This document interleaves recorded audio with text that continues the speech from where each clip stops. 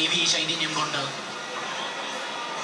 ഒരു നിമിഷം എൻ്റെ മനസ്സിലേക്ക് ദേവിയുടെ ആ തിടമ്പ് എഴുന്നള്ളിച്ച് പുറത്തേക്ക് വരുമ്പോൾ ജനലക്ഷങ്ങൾ ആർജവത്തോടുകൂടി ആരവത്തോടുകൂടി എല്ലാ ശക്തികളും എന്നിലേക്ക് ഉണ്ടാകണമേ എന്ന പ്രാർത്ഥനയോടുകൂടി ഉത്സാഹത്തോടെ ഉത്സവത്തിന്റെ ആ തീവ്രമായ അനുഭൂതികൾ മനസ്സിലേക്ക് ആവാഹിച്ച് കൈകൾ കൂപ്പി ആ ഈശ്വര ചൈതന്യത്തിന് വേണ്ടി കാത്തു നിൽക്കുന്നു.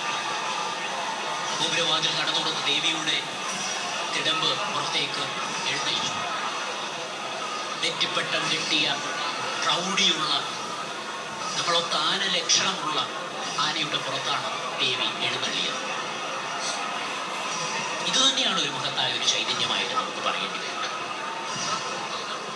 നമ്മളിലേക്ക് നമ്മുടെ മനസ്സിനെ ദേവീ സന്നിധിയിലേക്ക് എത്തിക്കുന്നത് പോലെ ദേവീ സന്നിധിയിൽ നിന്ന് നമ്മൾ പ്രാർത്ഥിക്കുമ്പോൾ നമ്മുടെ മനസ്സിന് കിട്ടുന്ന കുളിർമുണ്ടാവും, നമ്മുടെ മനസ്സ് ശാന്തമാകുന്നത്, നമ്മുടെ മനസ്സ് ഉത്സാഹഭരിതമാകുന്നത്, നമ്മുടെ മനസ്സിനെ കൂടുതൽ ആർജവം സൃഷ്ടിക്കുന്നത്, എല്ലാവിധത്തിലുള്ള ശക്തികളും മനുഷ്യ ജീവിതത്തിൽ അതിനിമിഷങ്ങളിലൂടെ നമ്മളിലേക്ക് സമീപിക്കും.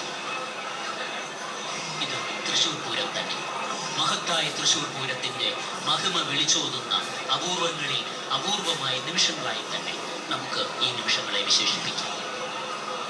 പൂരത്തിന്റെ സൗന്ദര്യാത്മകത തന്നെ നമുക്ക് ഈ നിമിഷങ്ങളിൽ